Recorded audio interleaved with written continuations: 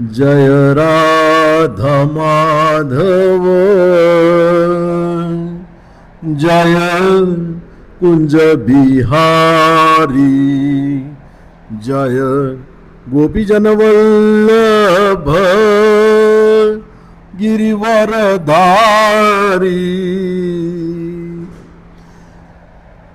यशोदानंदन ब्रज जनरंजन यशोदानंदन ब्रज जनरंजन यमुना तीरा वनचारी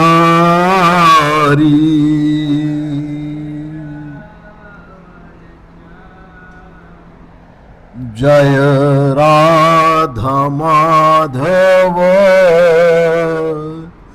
जय कुंज बिहारी।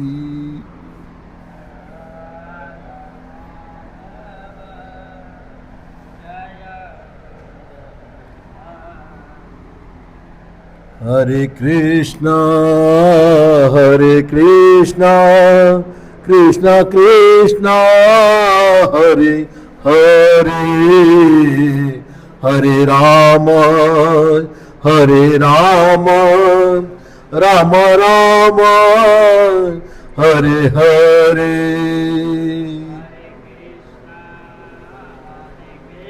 लाइट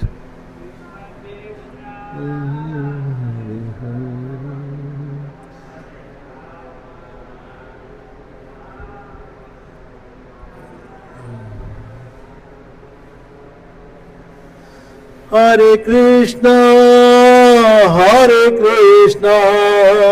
कृष्णा कृष्णा हरे हरे हरे राम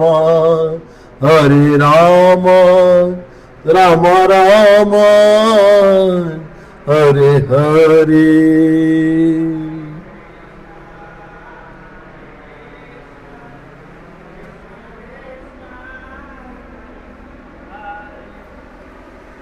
हरे राम राम हरे हरे हरे कृष्णा कृष्णा कृष्णा हरे हरे हरे राम राम राम हरे हरे हरे कृष्णा कृष्णा कृष्णा हरे हरे हरे राम राम राम हरे हरे। जय प्रभुपदा श्रील प्रभुपदा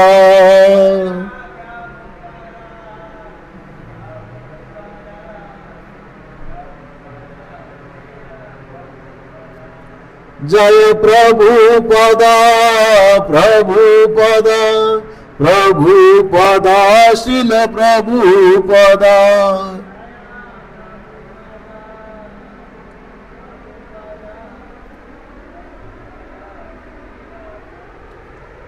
जय गुरुदेवा श्रील गुरुदेवा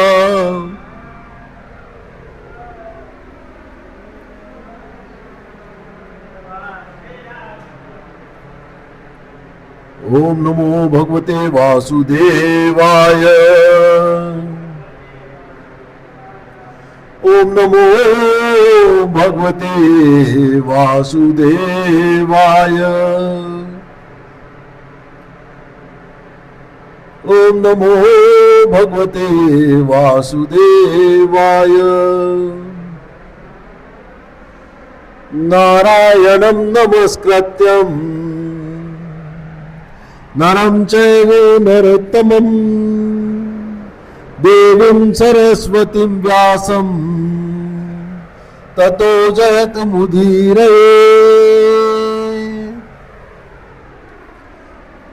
नष्ट प्रायेषु अभद्रेषु नित्यं भागवत सेवया भगवतुत्तम श्लोके भक्तिर्भवति नैष्ठिकी।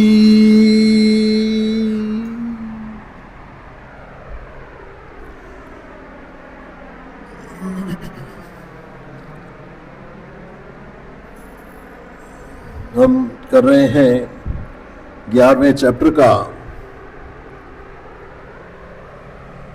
6 नंबर का श्लोक, जो श्लोक कुछ इस प्रकार है।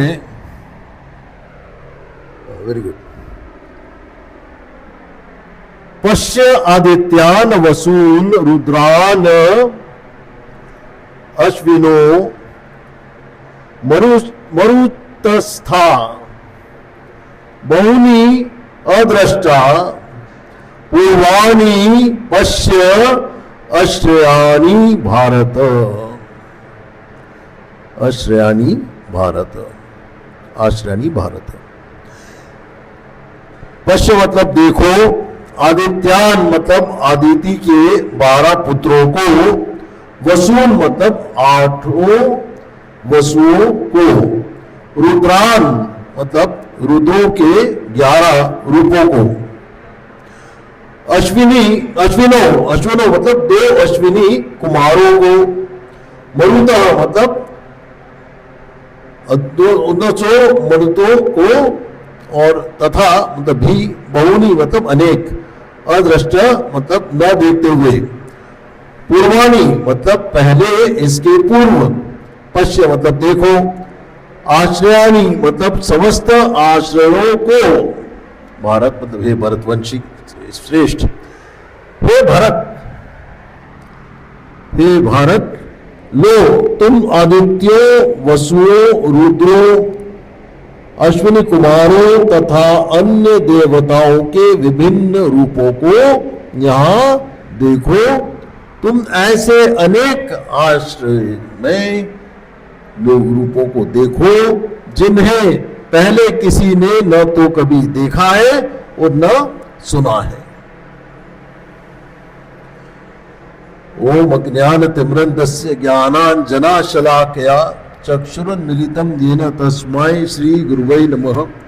श्री चैतन्य मनोविष्टं स्थापितं येन भूतले स्वयं रूप कदा मह्यं ददाति स्वपदान्तिकं। वंदे अहं श्री गुरुन् श्रीयुतपदकमलं श्री गुरुन् वैष्णवाश्रम श्री रूपम सागर जातम सगन रघुनाथविंतम तम सजीवम साद्वैतम सावधूतम परिजन सहितम श्री कृष्ण राधा कृष्ण पादान सगन ललिता श्री विशाखा विंताक्ष च। नमो विष्णु पादाय कृष्ण पृष्ठाय भूतले श्रीमते भक्ति वेदांत स्वामिनिति नामिने।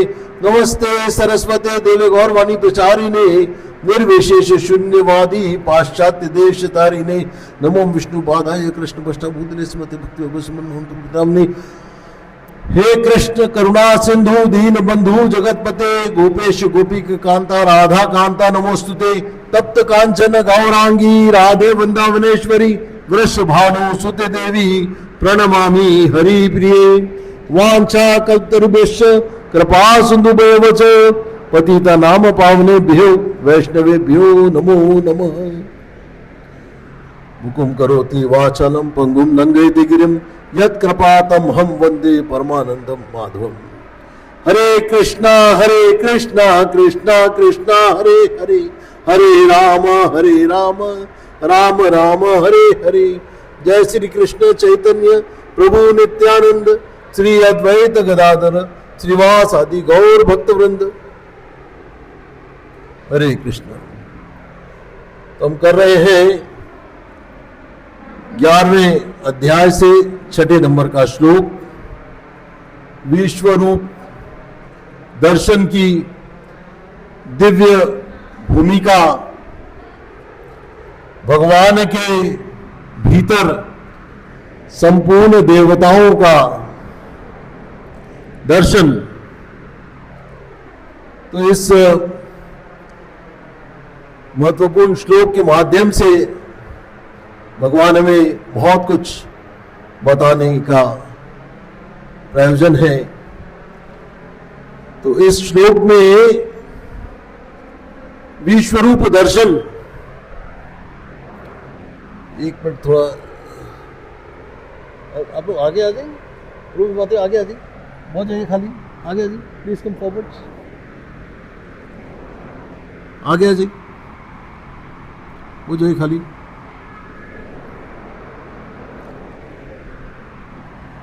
अर्थात पश्य आदित्य यान्व, इसमें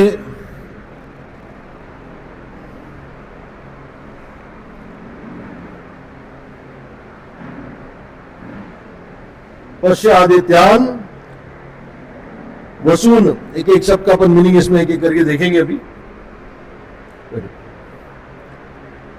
शब्दार्थ जानते हैं, एक एक शब्द से क्या कहने का मतलब है। पहले प्रपात का प्रपद पढ़ते हैं, तात्पर्य जय श्री रूपाद की, जय श्री रूपाद की जय। यद्यपि अर्जुन कृष्ण का अंतरंग सखा तथा अत्यंत विद्वान था, तो भी वह उनके विषय में सब कुछ नहीं जानता था। यहां पर यह कहा गया है कि इन समस्त रूपों को न तो मनुष्यों ने इनके पूर्व देखा है न सुना है।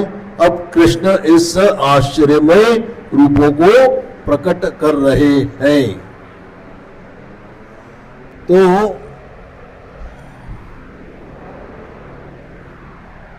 इस विश्व दर्शन का ये बारे में जो श्लोक है, इसमें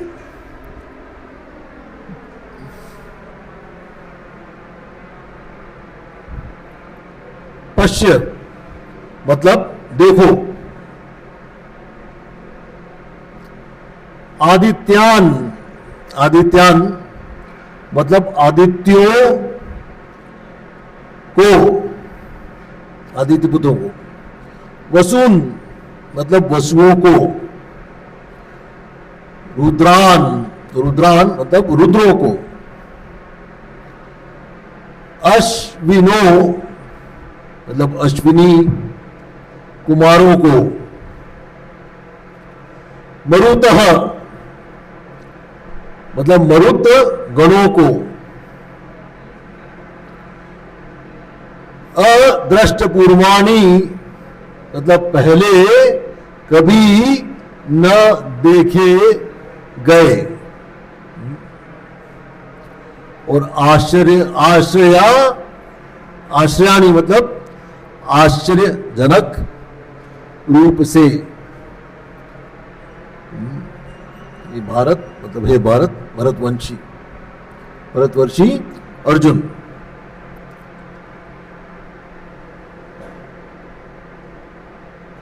तो ये भावार्थ अगर इसका अपन जानने का प्रयास करें, भगवान कह रहे हैं, हे अर्जुन, अब तुम मेरे भीतर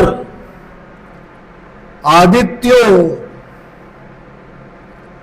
वसुओं, रुद्रों, अश्विनी कुमारों तथा मरुत गणों को और अनेक ऐसे अद्भुत रूपों को देखो जिन्हें तुमने पहले कभी नहीं देखा है। तो ये था श्लोक और श्लोक का भावार्थ।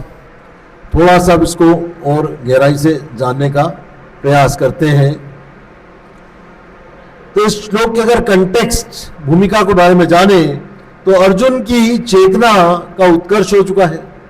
भगवान विश्वरूप क्यों दिखा रहे हैं? सभी देवता कृष्ण के भीतर क्यों? और आदित्य, वसु, रुद्र, मरुत, आध्यात्मिक अर्थ क्या है? अदृष्ट पूर्वाणी मतलब आश्चर्याणी, दिव्य दर्शन क्या है?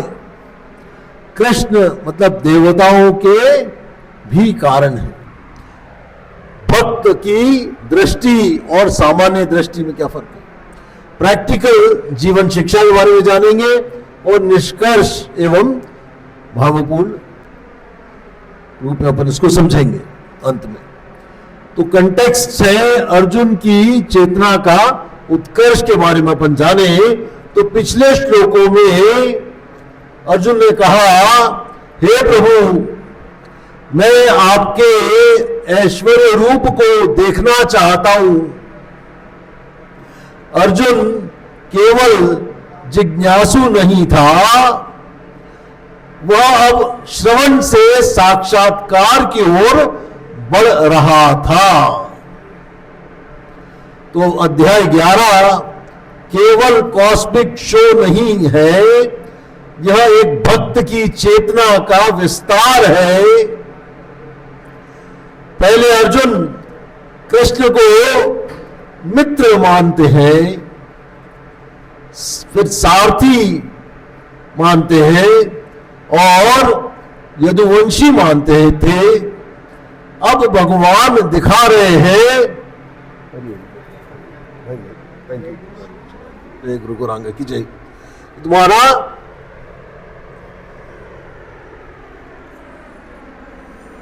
अब भगवान दिखा रहे हैं कि मैं केवल तुम्हारा मित्र नहीं, संपूर्ण ब्रह्मांड का आश्रय हूं। भगवान विश्वरूप क्यों दिखा रहे हैं? यह बहुत गहरा प्रश्न है। कृष्ण को विश्वरूप दिखाने की आवश्यकता नहीं थी। भक्त के लिए तो 2 हाथों वाले श्याम सुंदर ही सर्वोच्च है। फिर विश्वरूप क्यों? तो 3 कारण। नंबर 1, अर्जुन की शंका मिटाने के लिए। दुनिया बाद में यह न कहे कि कृष्ण केवल एक मनुष्य थे, इसलिए भगवान अपना विराट स्वरूप दिखाते हैं। दूसरा, यह सिद्ध करने हेतु कि सभी देवता उन्हीं में स्थित हैं। यह श्लोक विशेष रूप से यही बात बता रहा है। यह आदित्य, वसु, रुद्र, मरुत ये अलग अलग शक्तियां नहीं हैं, सब भगवान के शरीर में स्थित है। जैसे सारे विभाग सरकार के अधीन हैं, वैसे ही सारे देवता कृष्ण के अधीन हैं। तीसरा, भक्त को भगवान की महिमा का अनुभव कराने हेतु कभी कभी भगवान भक्त को अपनी महानता दिखाते हैं ताकि उसका समर्पण बढ़े और उसका प्रेम और गहरा हो सके।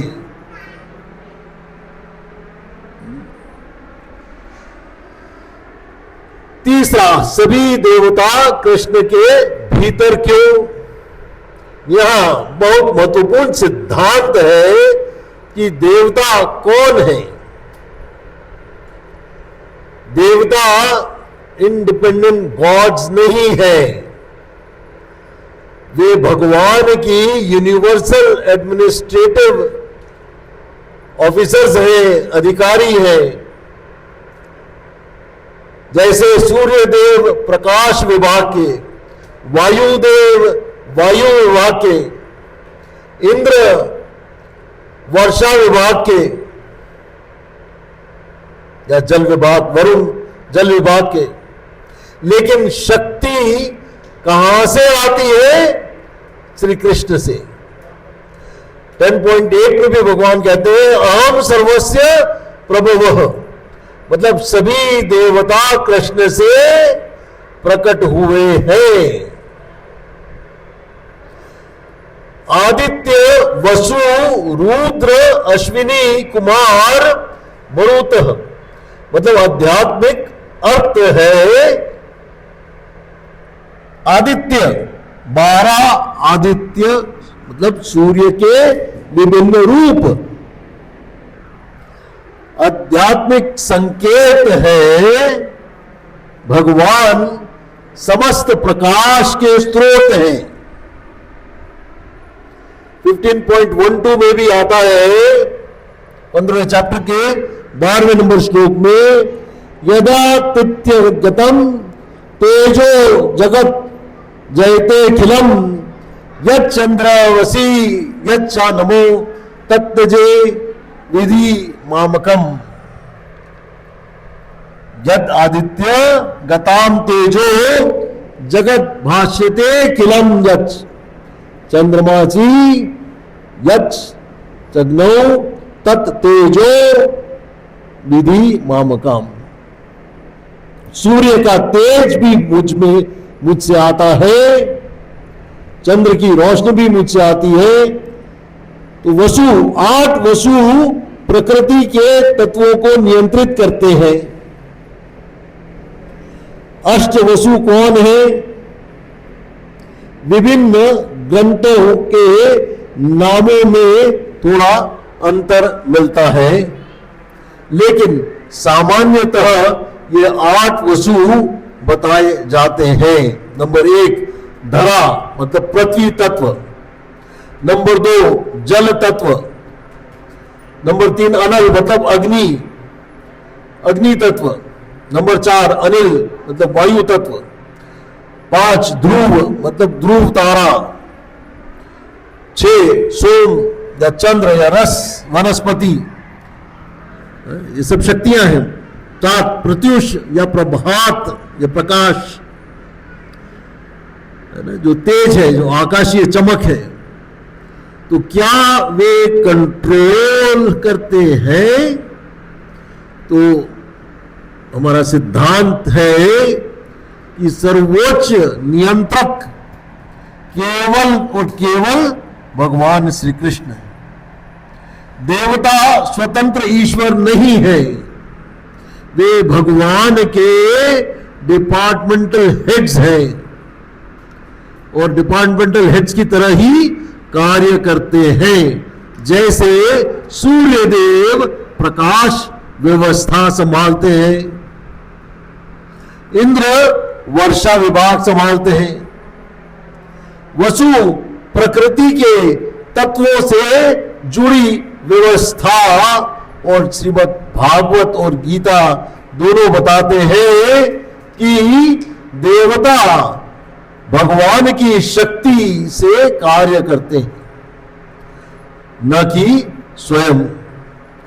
तो भगवान कहते हैं मया दक्षेण प्रकृति ही सूयते, 9.10 में आता है, जिसका अर्थ है कि मेरी अध्यक्षता में प्रकृति कार्य करती है। संदेश बहुत स्पष्ट है कि संपूर्ण भौतिक जगत, संपूर्ण प्रकृति भगवान के नियंत्रण में है। तीसरा रुद्र, 11 रुद्र संहार शक्ति के प्रतीक है। इससे क्या संदेश हमको मिलता है कि विनाश भी भगवान की व्यवस्था का भाग है, मृत्यु भी ईश्वर के अधीन है। यहां भक्त समझता है कि कुछ भी अनकंट्रोल्ड नहीं है। चौथा है अश्विनी कुमार, ये देवताओं के वैद्य हैं। तो चिकित्सा शक्ति भी भगवान से आती है, हीलिंग भी डिवाइन है। यहां आप बहुत प्रमुख उदाहरण समझ सकते हैं कि जितने भी डॉक्टर्स हैं वो भगवान के द्वारा ही इंपावर्ड होते हैं।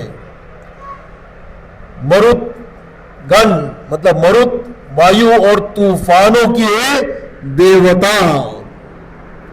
क्या हमें संदेश मिलता है कि प्रकृति की हर शक्ति कृष्ण के अधीन है। स्टॉर्म भी डिवाइन कंट्रोल में है। ये भूचाल आता है वो भी भगवान के कंट्रोल में है। अदृष्टपूर्वा आश्रयाणी, यह अत्यंत गहरी पंक्ति है इस पूरे श्लोक की कि भगवान क्या दिखा रहे हैं। ऐसी चीजें जो अर्जुन ने कभी पहले नहीं देखी, जिन्हें सामान्य आंखें नहीं देख सकती। तो spiritual vision versus material vision को हमको समझना चाहिए कि साधारण आंख केवल पदार्थ देखती है और भक्त की आंख भगवान का हाथ देखती है। जिसका उदाहरण रूप में अगर अपन समझे तो सामान्य व्यक्ति सूर्य देखता है और भक्त देखता है कि यह कृष्ण का तेज है। तो विश्व रूप का रहस्य हमको जानना चाहिए कि महत्वपूर्ण बात है। हमारे आचार्य बताते हैं कि विश्व रूप भगवान का अंतिम रूप नहीं है। सबसे उच्च रूप कौन सा है? श्याम सुंदर रूप। तो श्याम सुंदर कृष्ण जो है, तो विश्व रूप जो है मतलब आश्चर्यचकित करता है, भय उत्पन्न करता है। लेकिन वृंदावन का कृष्ण प्रेम उत्पन्न करता है। इसलिए अर्जुन बाद में कहेंगे कि मुझे आपका दो भुजाओं वाला रूप ही प्रिय है। तो भक्त की दृष्टि को हमको समझना है कि श्लोक का इसका प्रैक्टिकल एप्लीकेशन अपन जाने तो मैच्योर डिवोटी, परिपक्व भक्त कैसे देखता है कि वह संसार में भगवान की व्यवस्था देखता है, भगवान की योजना को समझता है और भगवान का नियंत्रण देखता है। जिसके उदाहरण स्वरूप हम समझ सकते हैं कि एक भक्त तूफान देखकर पैनिक नहीं करता। वह सोचता है कि कृष्ण की व्यवस्था बिना पत्ता भी नहीं हिल सकता। तो सभी शक्तियां कृष्ण से निकलती हैं और उन्हीं में स्थित है। देवताओं का सम्मान किया जाना चाहिए, किया जाता है, लेकिन परम उपास्य केवल भगवान श्री कृष्ण ही है। तो श्री प्रभुपाद अपने परपट में बताते हैं, मुख्य रूप से हम समझ रहे हैं कि कृष्ण सभी देवताओं के स्रोत है। देवताओं की पूजा अंततः कृष्ण तक पहुंचती है, अंत तक ही पहुंचनी चाहिए। तो अर्जुन ऑर्डिनरी आई से नहीं देख सकता, इसलिए आगे अगले श्लोक में भगवान दिव्य चक्षु प्रदान करेंगे। तो स्पिरिचुअल रियलिटी को मटेरियल सेंसेस से नहीं देखा जा सकता। तो विश्व रूप टेम्पररी मैनिफेस्टेशन है, इटर्नल फॉर्म या टू हैंडेड कृष्ण है। तो गहरी दार्शनिक बात हमको समझना चाहिए, द फिलॉसफी बिहाइंड इट, कि why humans become attracted to demigods. क्योंकि मनुष्य इमीडिएट बेनिफिट्स चाहता है, लेकिन भक्त क्या चाहता है कि भगवान स्वयं भगवान को चाहता है और भक्त कुछ नहीं चाहता। डिफरेंस कहां आता है कि कर्मी मुझे सुविधा चाहिए, कर्मी क्या चाहता है, मुझे सुविधा चाहिए, भोग चाहिए। भक्त क्या चाहता है कि मुझे कृष्ण चाहिए, भक्ति में, कृष्ण की भक्ति में कृष्ण चाहिए। तो यशोदा मैया की कथा से अगर अपन समझे, यशोदा मैया ने भी विराट दर्शन किए हैं। एक बार कृष्ण ने माटी खा ली, तो माता यशोदा ने कहा मुंह खोलो, और क्या देखा, संपूर्ण ब्रह्मांड, ग्रह, देवता, स्वयं वृंदावन। लेकिन क्या हुआ, योग माया ने फिर माता को विस्मृत करा दिया, भुला दिया। क्यों? क्योंकि भगवान प्रेम को ऐश्वर्य से ऊपर रखते हैं। यह बहुत गहरी शिक्षा निकल के आती है कि हमारे जीवन के यह अत्यंत महत्वपूर्ण शिक्षा है। नंबर 1, भगवान सब कुछ नियंत्रित करते हैं। कंट्रोलर कौन है? भगवान कृष्ण। इसलिए एंजाइटी कम होनी चाहिए या नहीं होनी चाहिए। देवताओं का सम्मान करो पर आश्रय कृष्ण का लो। तीसरी शिक्षा क्या है? स्पिरिचुअल आईज विकसित करो। हमारी दृष्टि जो है आध्यात्मिक होनी चाहिए। नाम जप, शास्त्र वाचन, शास्त्रों का अध्ययन, साधु संग और सेवा से, वैष्णवों की सेवा नित्य होनी चाहिए। भगवान के आश्चर्य हर जगह है। भक्त ऑर्डिनरी चीजों में भी डिवाइनिटी को देख लेता है, दिव्यता को अनुभव कर लेता है।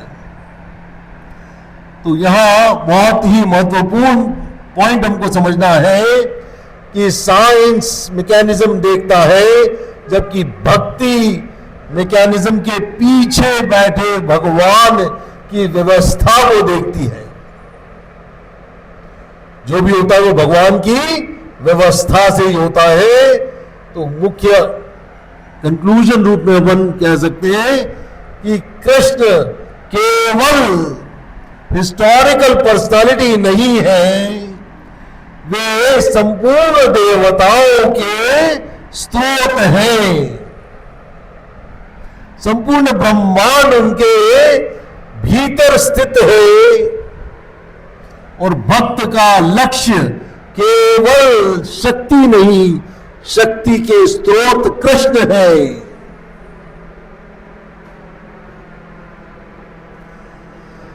तो हम प्रार्थना करते हैं कि हे प्रभु, हे भगवान, हमें ऐसी दृष्टि दीजिए कि हम संसार में आपकी व्यवस्था को देख सके, हर शक्ति में आपको, आपके तेज को देख सके, हर परिस्थिति में आपका हाथ देख सके, और अंततः विश्व रूप के आश्चर्य से आगे बढ़कर वृंदावन के श्याम सुंदर कृष्ण से प्रेम कर सके। प्रेम कर सके का मतलब क्या? भगवान हमसे 3 तरीके से बात करते हैं। तो बताना चाहे कौन से 3 तरीके? परमात्मा स्वरूप में। बहुत बढ़िया। गुरु के माध्यम से, बहुत सुंदर। और तीसरा भगवत गीता के उपदेशों से, है ना। तो भगवान हमसे निरंतर बात करते हैं, कभी भी दिल करे भगवत गीता को खोलिए, है ना। और इसमें जितने भी उपदेश दिए गए हैं, खास करके वो श्लोक जिनके पहले लिखा है श्री भगवान वाचा, मतलब वहां supreme personality of God head, जहां जिन श्लोकों को टर्निंग पॉइंट्स भी कहा जा सकता है, कि यहां भगवान बहुत प्रमुख सीख दे रहे हैं, क्योंकि उससे पहले अर्जुन के जो प्रश्न है वो इतने परप्लेक्स्ड, इतने दुविधाजनक हैं, कि उसके बाद भगवान ने जो श्लोक कहे हैं वो शुरू होते हैं श्री भगवान वाचा से।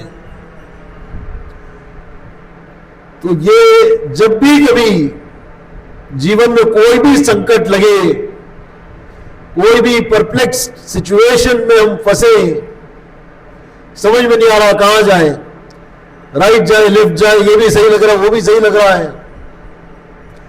अर्जुन की जो पहले चैप्टर में जब दुविधाएं पढ़ते हैं, समझते हैं, 4 कारण युद्ध न करने के वो पहले चैप्टर में देते हैं। दूसरे अध्याय में 2.6 तक में इनडिसिसिवनेस की निर्णय नहीं कर पा रहे हैं। तो ये तमाम प्रश्न हमारे ही प्रश्न हैं, जो कि हमें मनोवैज्ञानिक रूप से हर दिन हम अनुभव करते हैं। हमारे सारे प्रश्न अर्जुन के ही प्रश्न के इर्द गिर्द होते हैं।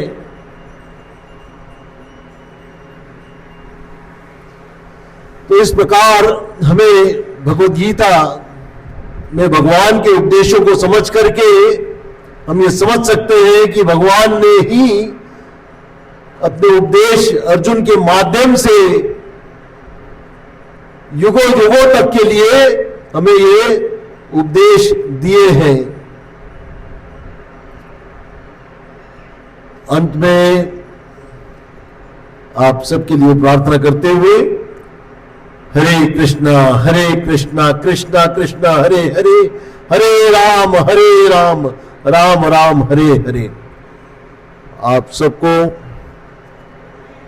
भगवान की सेवा में निरंतर लगे रहने का सौभाग्य प्राप्त होता रहे, और आप हमें भी उस सौभाग्य को प्राप्त होने का अवसर प्रदान करते रहें। बहुत बहुत धन्यवाद। हरे कृष्ण।